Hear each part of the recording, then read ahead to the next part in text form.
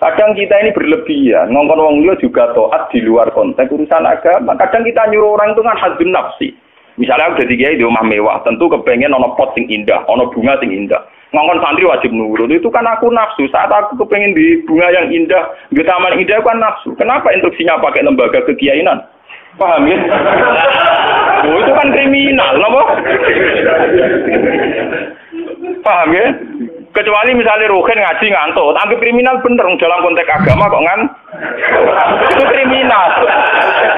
Paham ya? Tapi nak Ruhin tak konoto tamanku dia ngantuk itu sah, karena saya sendiri ketika kepengen taman itu ono genap, itu harus dibedakan. Soalnya kanjeng tanggaku sing kiai lah, ya kowe kiai sakjane bedak salat ae. Iki kowe pas kiai. Tapi kan aku kok jek janut kok gitu sih, apik.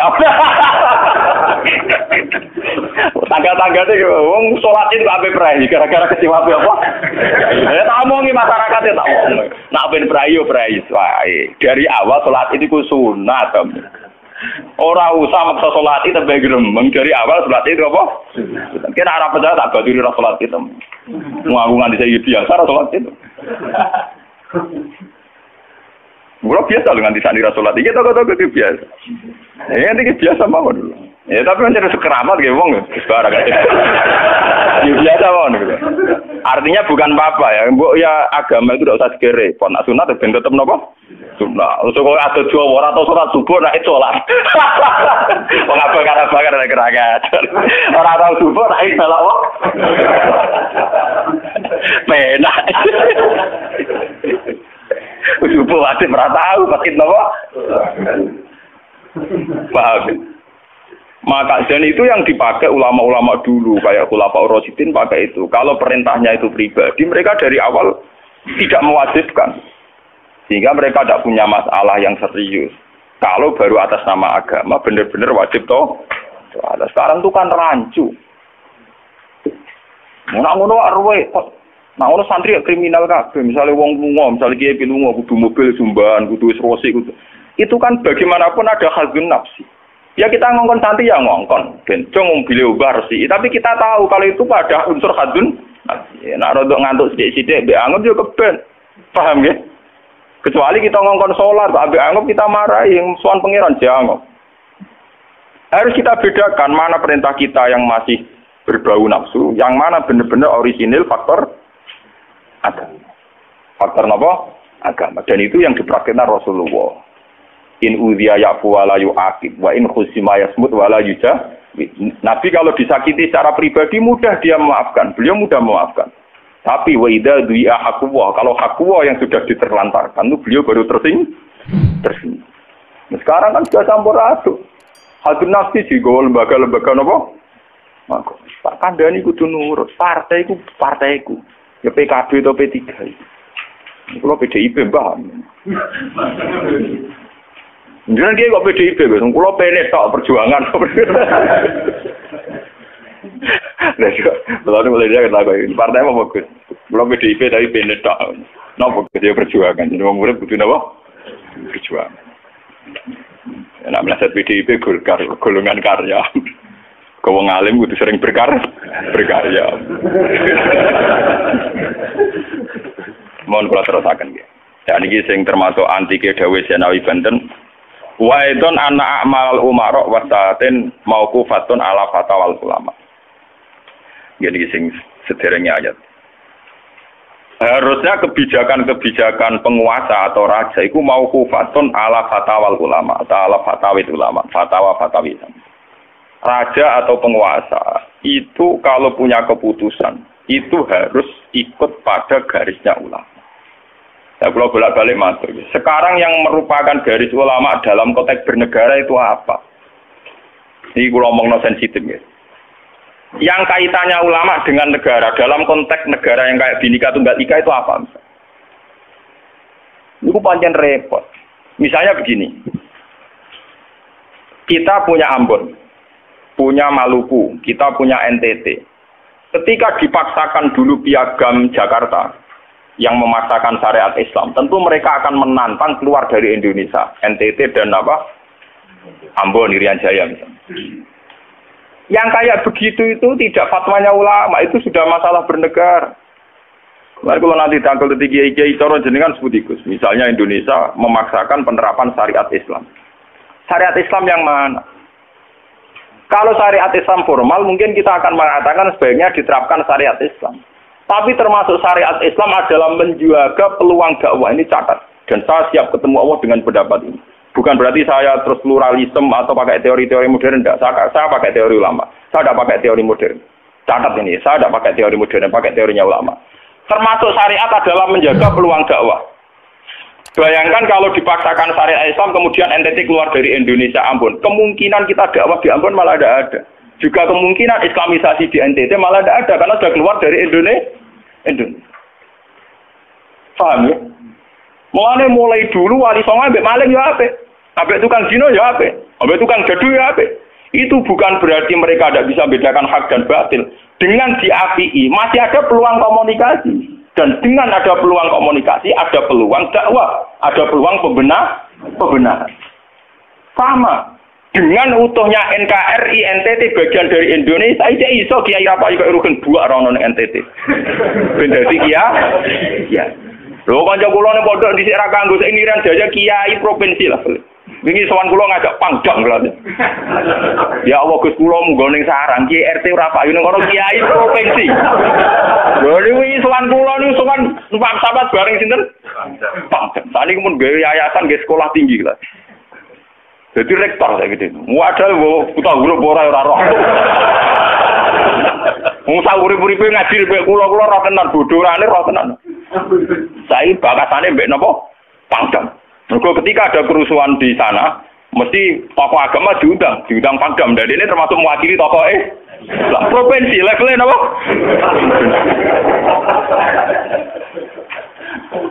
Artinya logika sehat kita, kalau kita memaksakan syariat Islam formal malah NTT lepas, itu kan berarti tidak ada kesempatan dakwah. Toh dengan tidak lepas, toh kita bukan berarti tidak ingin dakwah, kan tetap ingin apa?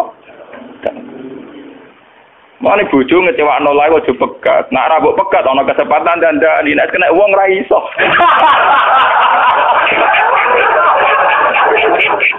Tapi tidak takdir apa. Artinya sama.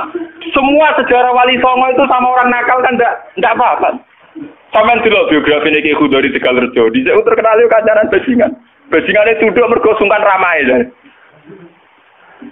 Teng Rembang ana jenenge Ki Sahid, wonge ganteng ya toreko. Niku wonten bajingan tobat mergo kula sungkan bebas saya. Mboten nate duka mek kula, bar ketemu kula senyum.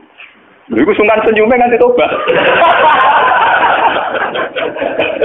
Artinya apa? Saat kita ekstrim atas nama hak dan batil malah lari.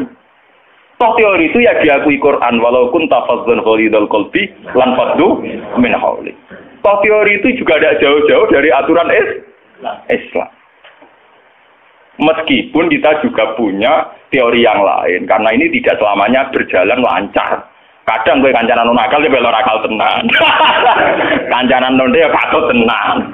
Selingkuh tenan. Sebab itu ya ben yo FPI yo keben ekstrim yo keben. Nyatanya pribumisasi kadang yo katut tenan. Wong Gus kancanan nakal kadang tinakali ora anut Gus, kadang Gus katut sing nakal. Malah jadi rocker. Dari sisi pertama dakwah dibeli Gus sing melok nyanyi. Ora kok sing grup band malah wiridan malah. Artinya kan metode apapun kan juga semuanya jalan lancar. Tapi kita atas nama manhaj, metode, kita seluas mungkin punya wacana gitu. Terus kita punya banyak pilih. Ini disebut istilahul aimah tetap nomor rahmah. Makanya yang kamu maksud dengan syariat Islam itu apa? Kalau sering bilang, yaitu misalnya ditetapkan undang-undang gini. Setiap syariat Islam, kenapa kita ngemis ke negara? Nunggu diundangkan. Kapan kita mandiri sebagai ulama kalau setiap syariat Islam nunggu diundang? Sebelum diundangkan negara, kita sama ulama selalu dakwah ilallah. Misalnya sebelum ada badan narkoba, urip-urip kiai mesti anti narkoba. Sebelum ada undang-undang misalnya tentang perkawinan, urip-urip kiai nak kawin mesti goleki wali. Nah ana tanggane kawin digoleki syahid, goleki napa? Wali. Kenapa setiap syariat Islam kita ngemis ke negara? Dulu ketika bubaran Ahmadiyah juga kita ngemis ke negara. Tanpa itu pun kita sebagai ulama tetap anti napa? Ahmadiyah. Lah nek saiki misale tokoh Ahmadiyah kalau yang menarik di bangku kowe, lah saiki kowe lomonti mbek kiai kono. Kowe kali-kali nyalahno awake dhewe barang. Ngono kalah lomo ngono ae. Bagaimana mungkin kita dakwah nak kiai sunni ne medhit, kiai non sunni loh. Ketika wong lari ning aliran dari aliran apa ses? Engko kan nanti hisab pangeran iku mlayu perkara kowe medhit ora perkara apa-apa, ora lara. Paham ya? Ini masalah. Makanya kalau baleni malih ya. Syariat Islam itu komplit, termasuk aturan hak dan batil, tapi juga aturan dakwah. Makanya perlu terima kasih ya, sama ulama-ulama sekarang itu. Sekarang ada rumus, ada fiqhul ahkam, fikih yang menentukan hukum. Ini haram, ini halal, ini mubah, ini khilafil aula. Tapi juga ada fiqhul dakwah, di mana dalam sebuah proses diperlukan satu toleransi. Jenis apa fiqhul dakwah. Dan itu penting kita kaji.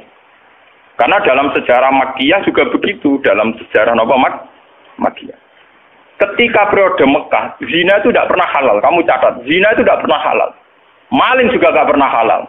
Tapi ada periode 13 tahun di mana Nabi tidak sering ngomong haramnya zina. Juga tidak ada hukuman bagi pezina.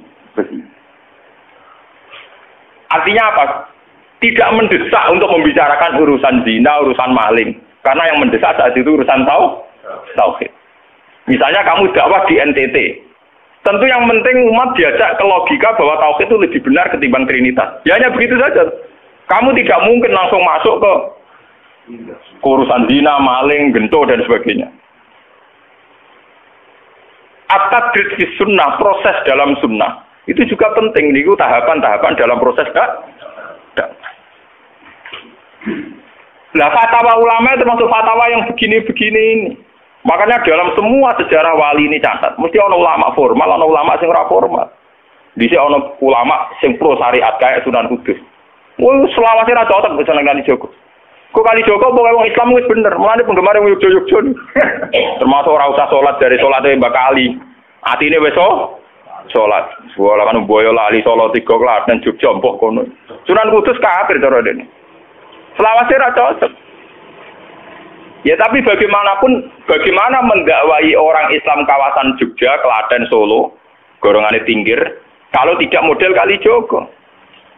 Nyatane ya tetep saiki Islam pirang-pirang, sing salat ya wis akeh. Paham ya?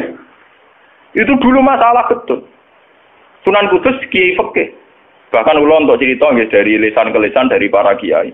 Sunan Kalijogo selawase tukaran terus mbek Sunan Ainul Yakin. Ke sisi tok ape gawe dakwah nganggo macan tengul. Napa jenenge wayang napa? Tengul. Wayang tengul lak bentuke fisik wong koyo patung. Haram. Kuman suwara sorotan udiba kok ngekek nyawa barang jero iki kuno kan ngene. Akhirnya tukaran. Kalijogo sadar iku metode efektif. Walhasil akhirnya disuwarno kiai sepuh zaman iku Sunan Kudus, Sunan Ampel, terus ditenoni ya saiki sedengan wayang kulit. Mergo wong gepeng ora urip. Ya tetep ana wayang tapi kulit. Artine iku ya gepeng artine kan gak ana ora urip iku kan ora perlu kon ngekeki iku tengah-tengah. Lah Sunan Kalijogo muni sahadat kan yo lemok. Munine sekaten. Muni kalimat syahadat lho mo, muni kalimat sodo. Saking jawanisasi napa bae dene yakin putih ku sunat ya nganggone ireng terus. Kabeh foto wali songo putih kecuali Kalijogo. Dari di kabeh wonten napa Kusumo. Engko tak kula, bapak kula utupan Kalijogo utupan. Wong kula nate diburu tiang-tiang gara-gara terkenale bapak kula di warisan kabeh wonten Kusumo. Saiki warisane kula tu tamune kathah. Golek kabine sinten Sunan? Zaman kula enak mun tak dol lak ngopi ya.